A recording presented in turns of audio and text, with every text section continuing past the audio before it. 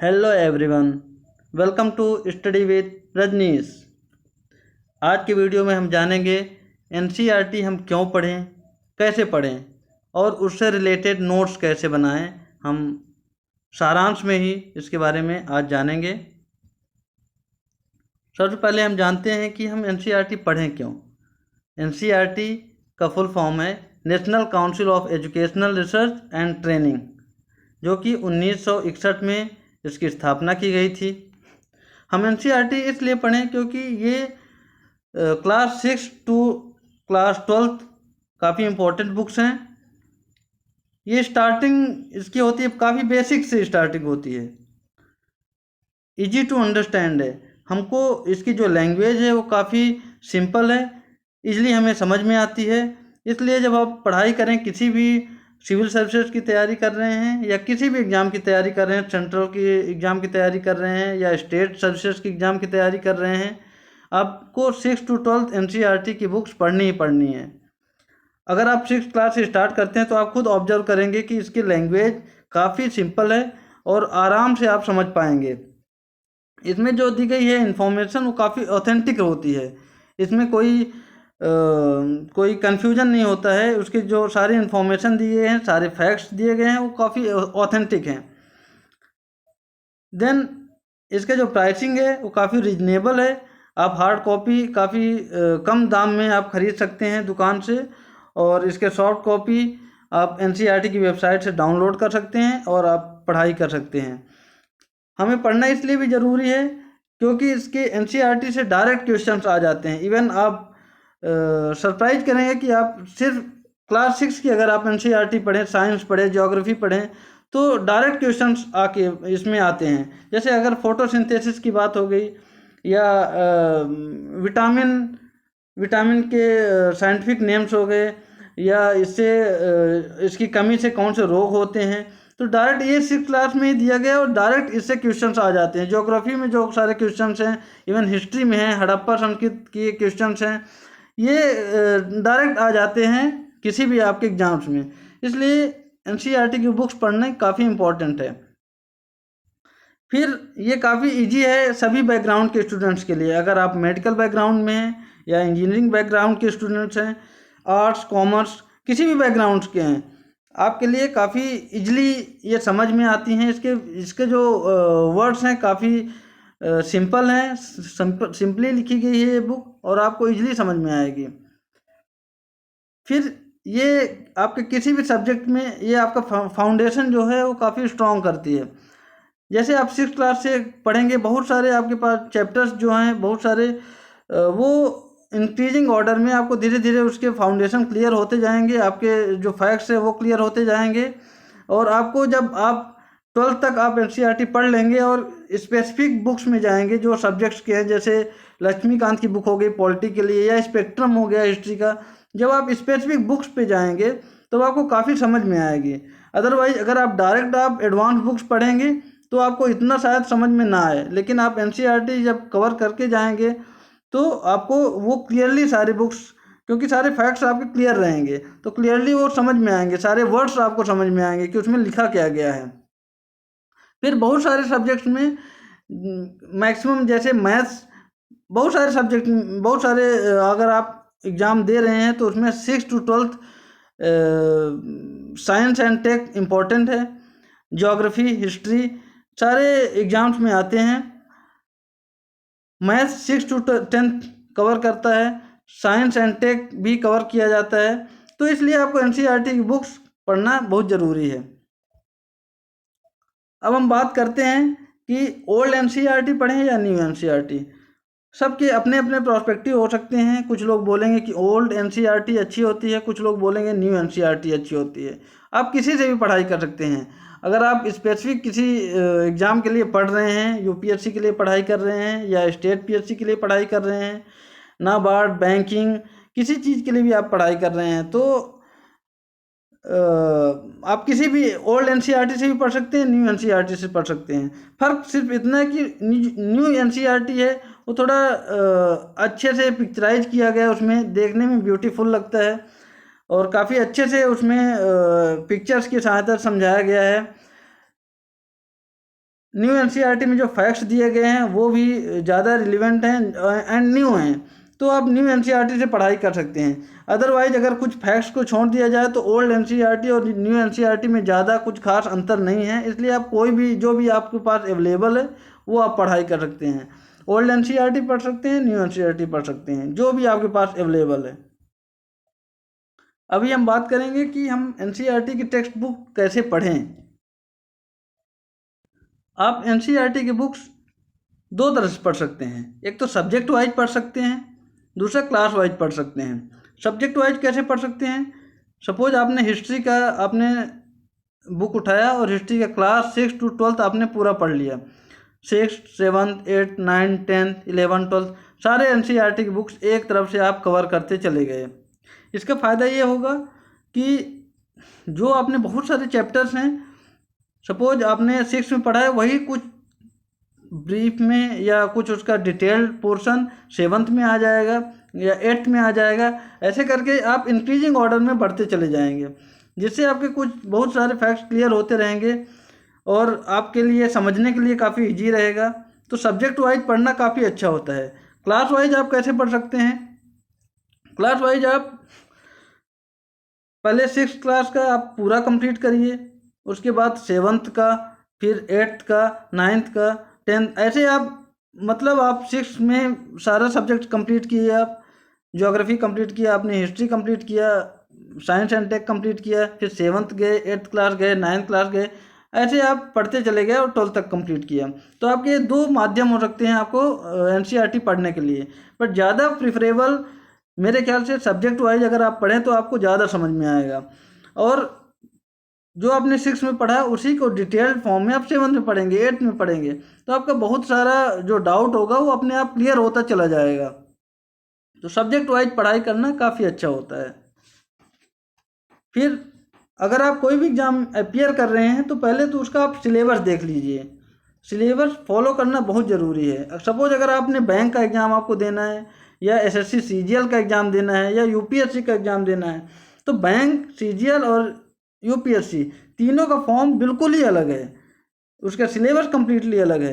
कुछ चीज़ें कवर हो सकती हैं लेकिन उसकी मेंस राइटिंग, जो मेंस में यूपीएससी अगर आप दे रहे हैं तो उसके मेंस का जो क्वेश्चन पेपर रहेगा कम्प्लीटली अलग रहेगा। हो सकता है कि आप यूपीएससी निकाल लें लेकिन एसएससी सीजीएल में आपको स्पीड चाहिए, मीन्स इसके सिलेबस काफ़ी डिफरेंट होता है, उसका पैटर्न अलग होता है, इसलिए आपको सिलेबस फॉलो करना बहुत ज़रूरी है। आपके मन में पूरी तरह से क्लियर होना चाहिए कि आप किस एग्ज़ाम के लिए अपियर कर रहे हैं, किस एग्ज़ाम के लिए आपको तैयारी करनी है, उसी के बाद आपको एनसीईआरटी उसी के हिसाब से पढ़ाई करनी है। सपोज एसएससी के एग्ज़ाम्स में डायरेक्ट क्वेश्चन आ जाते हैं लेकिन यूपीएससी में थोड़ा सा उसका लेवल अप कर देता है, इसलिए आपको क्लियर होना चाहिए सिलेबस और आप किस एग्ज़ाम के लिए पढ़ाई कर रहे हैं। उसके बाद आप जिस भी एग्ज़ाम के लिए पढ़ाई कर रहे हैं उसके प्रीवियस ईयर के क्वेश्चन पेपर देखिए कि किस टॉपिक से कैसे क्वेश्चंस बन रहे हैं। प्रीवियस ईयर के क्वेश्चन पेपर बहुत इंपॉर्टेंट है। अगर सपोज आपने एनसीईआरटी नहीं भी पढ़ी है तो एक बार आप प्रीवियस ईयर के क्वेश्चन पेपर ज़रूर पढ़िए कि किसी भी सब्जेक्ट से, जैसे ज्योग्राफी हो गया या पॉलिटी हो गया, तो कैसे क्वेश्चन कवर कर रहा है, तो उसके अकॉर्डिंग आप उसका क्वेश्चन पेपर, प्रीवियस ईयर के क्वेश्चन पेपर आप देखिए और उसके बाद एनसीईआरटी पढ़िए। फिर चैप्टर वाइज क्वेश्चन पेपर आपको कैसे कवर करना है। जो एनसीईआरटी बुक्स के जो चैप्टर के लास्ट में जो क्वेश्चन पेपर होता है उसको आप एक बार देख लीजिए, पढ़ने से पहले ही एक बार देख लीजिए कि उसमें क्वेश्चन उसने पूछा क्या है। अगर एक बार आप जस्ट फॉलो कर लिया आपने क्वेश्चन पेपर और उसके बाद एनसीईआरटी पढ़ाई कर रहे हैं तो आपको समझ में आ जाएगा कि इसके लास्ट में क्वेश्चन पेपर क्या था, उसने क्या क्वेश्चन पूछे हैं और मैं यहाँ पढ़ रहा हूँ वो उससे रिलेटेड आंसर्स हैं। तो मीन्स आप कैप्चर बहुत जल्दी करेंगे, जो भी आप पढ़ाई करेंगे आपको समझ में आएगा कि आप कैसे पढ़ रहे हैं। हालांकि ये ज़रूरी नहीं है, बट अगर आप चैप्टर वाइज जो क्वेश्चन पेपर्स हैं उसको आप कवर कर लेते हैं, पहले ही देख लेते हैं, तो एनसीईआरटी की जो बुक्स हैं थोड़ा सा और ईजी होंगी आपको पढ़ने के लिए। उसके बाद आपको एनसीईआरटी कैसे पढ़ाई करनी है। सबसे पहले, क्योंकि इसमें लगभग 40-45 बुक्स हैं जो कि आपको इम्पोर्टेंट हैं पढ़नी है 6 to 12, तो और आपको इसमें बहुत सारा टाइम भी नहीं देना है, क्योंकि शुरू में एनसीईआरटी के जो चैप्टर्स होते हैं उसमें नॉर्मल इंट्रोडक्शन होता है, फैक्ट्स थोड़ा आगे जाके थोड़ा फैक्ट्स मिलेंगे आपके पास। तो इंट्रोडक्शन पार्ट आपको छोड़ देना है, मीन्स आपको थोड़ा थोरो रीडिंग करनी है, जल्दी जल्दी रीडिंग करनी है। फर्स्ट अटेम्प्ट में आप विदाउट ब्रेक, आपको नोट्स नहीं बनाना है, कुछ नहीं करना है। अगर आपने एनसीईआरटी नहीं पढ़ी है तो फर्स्ट अटेम्प्ट में आप बस बैठ के पढ़ते चले जाइए। किसी भी एग्ज़ाम के लिए आप कम से कम बैठ के पढ़ना सीखिए, उसके बाद ही आपका वो एग्ज़ाम क्लियर होगा। लंबे समय के लिए आप पढ़ाई की अगर आपकी प्रैक्टिस नहीं होगी तो आपका जो कंपटीशन है वो काफ़ी अच्छे अच्छे स्टूडेंट्स से होने वाला है किसी भी एग्ज़ाम के लिए। तो अगर आप उनके अकॉर्डिंग नहीं पढ़ रहे हैं तो आप compete नहीं कर पाएंगे। तो इसलिए एटलीस्ट आप बैठने की प्रैक्टिस करिए, बुक्स को कंप्लीट करने की प्रैक्टिस करिए। फर्स्ट अटेम्प्ट में सिर्फ आपको पढ़ाई करनी है। अगर फिर भी आपको अगर कुछ लग रहा है कि ये इंपॉर्टेंट है फर्स्ट अटेम्प्ट में, तो आप उसको अंडरलाइन करते चले जाइए, अदरवाइज आप उसको सिर्फ पढ़ाई करिए एनसीईआरटी को। सेकंड अटेम्प्ट में आपको क्या करना है, सेकंड अटेम्प्ट आप धीरे धीरे पढ़िए, देखिए अंडरलाइन वाला पोर्शन देखिए। अगर आपने अंडरलाइन किया हुआ है उसमें से बाद में अगर आप सेकंड अटेम्प्ट में पढ़ रहे हैं तो आपको समझ में आएगा कि ये शायद इतना इम्पोर्टेंट नहीं है, उसको मिटा दीजिए अंडरलाइन पोर्शन। अगर आपको जो इम्पोर्टेंट लग रहा है उसको आप हाइलाइटर से हाईलाइट कर दीजिए। फिर बहुत सारे सब्जेक्ट्स ऐसे मिलेंगे आपको, टॉपिक्स ऐसे मिलेंगे जो 6th क्लास में भी है, 7th में भी है, 8th में भी है। आप उसको नोट्स बना सकते हैं, उसको आप अब तो आपको समझ में आ गया कि 12th तक में क्या क्या है, तो आप उसको देख लीजिए। जो आपको 6th क्लास 7th क्लास में नहीं समझ में आ रहा है, 8th में देखिए, 9th क्लास में देखिए। और उसी के साथ साथ आप एडवांस बुक का भी रेफरेंस ले सकते हैं। जो भी आप सब्जेक्ट वाइज स्पेसिफिक बुक्स रखे हुए हैं, वो जैसे पॉलिटी के लिए लक्ष्मीकांत की बुक हो गई, या हिस्ट्री का स्पेक्ट्रम हो गया मॉडर्न हिस्ट्री के लिए, तो आप स्पेसिफाइड जो बुक्स हैं उससे आप हेल्प ले सकते हैं। आप इम्पोर्टेंट फैक्ट्स को हाईलाइट करते रहिए और नोट्स बनाते रहिए। अभी आपको नोट्स बनाना है। नोट्स कैसे बनाना है मैं थोड़ी देर बाद बताता हूँ। एनसीईआरटी के जो क्वेश्चंस हैं उसको ट्राई करिए कि आप आंसर करिए, जो चैप्टर के लास्ट में है उसको आंसर करिए। एक स्ट्रिक्ट रूटीन बनाइए, मतलब ऐसा नहीं है कि आज हमने एनसीईआरटी की इतना पढ़ लिया है, ठीक है अभी कुछ और पढ़ लेते हैं, बाद में फिर से एनसीईआरटी पढ़ेंगे। जब तक आप रूटीन के स्ट्रिक्ट नहीं होंगे आपके एनसीईआरटी कंप्लीट ही नहीं होगी, और आपको लगेगा कि ये 44-45 बुक कैसे कंप्लीट हो। तो आपको शुरू के 3-4 महीने में एटलीस्ट आपको एनसीईआरटी कंप्लीट करनी ही करनी है। 1-2 बार आप उसको कम से कम 2 बार आप पढ़ लीजिए। उसके बाद आपको क्या करना है, एनसीईआरटी बुक्स में सपोज आपने भूकंप के बारे में पढ़ा, या ज्वालामुखी के बारे में पढ़ा, या इन्वायरमेंट कंसर्न कुछ आपने कोई भी टॉपिक पढ़ा, तो उसका करंट अफेयर में उसमें क्या आ रहा है आप ये भी उससे रिलेट करिए एनसीईआरटी के बुक से ही। करंट में कोई न्यूज़ उसके रिगार्डिंग चल रही है कि नहीं चल रही है वो आप देखिए। अगर आपको ऐसा लगता है करंट में कुछ उसके रिगार्डिंग न्यूज़ है, उसको आप नोट डाउन करिए। मोस्ट इम्पॉर्टेंट थिंग कि आप अपने रिसोर्सेज को रिलीवेंट एंड लिमिटेड रखिए। सॉरी यहाँ मिस प्रिंट है, एंड लिमिटेड होना चाहिए, रिलीवेंट एंड लिमिटेड। मीन्स कि आपके पास बहुत सारा मटेरियल नहीं होना चाहिए कि आप बहुत सारी बुक्स रखे हुए हैं, 24-25 बुक्स हैं एक ही सब्जेक्ट में, इससे अगर आपको क्लियर नहीं हो रहा है कोई डाउट तो दूसरी बुक से क्लियर कर रहे हैं, तीसरी बुक से क्लियर कर रहे हैं, नेट में जा रहे हैं। ऐसा नहीं है, आप बहुत सारी बुक्स मत रखिए, कुछ रिसोर्सेज रखिए, कुछ बुक्स रखिए, 3-4 बुक्स एक किसी भी सब्जेक्ट कंसर्न से, और उसी से आप डाउट क्लियर करिए। उसको आप 5 बार पढ़िए, 10 बार पढ़िए, 15 बार पढ़िए, लेकिन आप ट्रस्ट रखिए बुक्स पे। कोई भी बुक्स आप पढ़ रहे हैं उस पर ट्रस्ट रखिए और उसको बहुत बार पढ़िए, कई बार पढ़िए, उसी से सारे डाउट्स क्लियर करिए। ऐसा नहीं आप सिर्फ मटेरियल गैदरिंग कर रहे हैं और आपसे कुछ पढ़ा नहीं जा रहा है, और सिर्फ आप सब्जेक्ट्स के बुक्स कलेक्ट करते जा रहे हैं। किसी कोचिंग का आपके पास नोट्स मिल गया उसको आपने रख लिया, फिर कहीं दूसरी कोचिंग का नोट्स मिल गया उसको भी आपने रख लिया। बहुत सारी बुक्स आपने अपने पास कलेक्ट कर लिए और पढ़ाई बस नहीं हो रही किसी भी सब्जेक्ट की। तो आप लिमिटेड रिसोर्स रखिए लेकिन रिलीवेंट रखिए, और उसी से आप कई बार उसको पढ़ाई करिए, उसी से सारे डाउट्स क्लियर करिए।